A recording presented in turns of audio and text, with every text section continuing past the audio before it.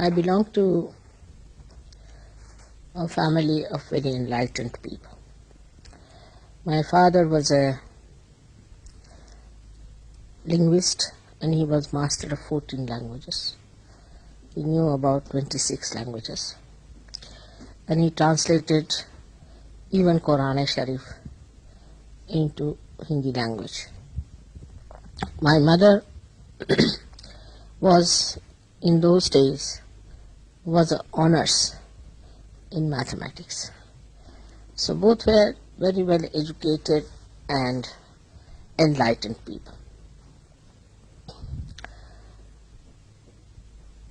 At the time of my birth, my mother dreamt something which she could not explain, but after that she had a great desire to go and see a tiger in the open field. My father was a great hunter because tigers were a menace in the area where we were living. It was a hill station called Chhindwara.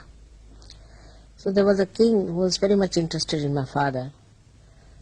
Somehow or other, a letter came that there's a tiger, very big tiger that has appeared, and they are frightened of him that he might be a man-eater.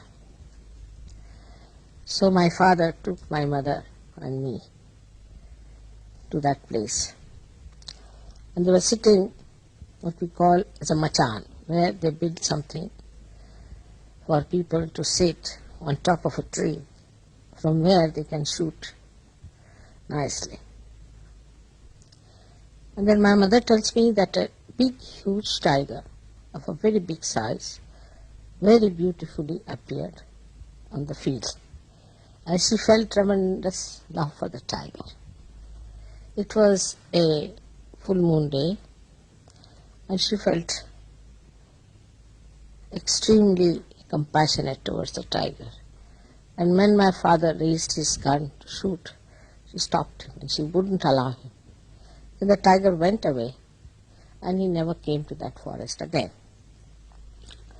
But that made my father think, because he himself was a realized soul, that must be somebody, what we call a goddess Durga, who is fond of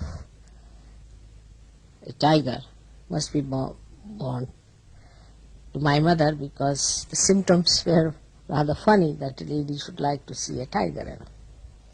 So he told my mother, now are you satisfied, because they were struggling with the gun. He said, is there a Durga sitting in your womb that you are trying to protect the tiger? She said, yes, so stop it now, I won't allow you. Like that there were many incidents in my life, because I am of a Christian family, Protestants. And when I was born, my mother didn't feel any labor pains or anything, and just I was born. She didn't know how. And I had no blood on my body, nothing. I was clean washed.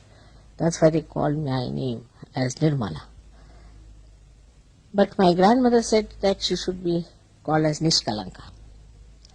That means the one which has no spots on it. But that's the name of a man. So they said, all right, we'll call her Nirmala, meaning the same, Immaculata. Now all these incidents, and then my father being a realized soul, he felt tremendous vibrations from me, and he felt that this life is great and she will do something great in this life.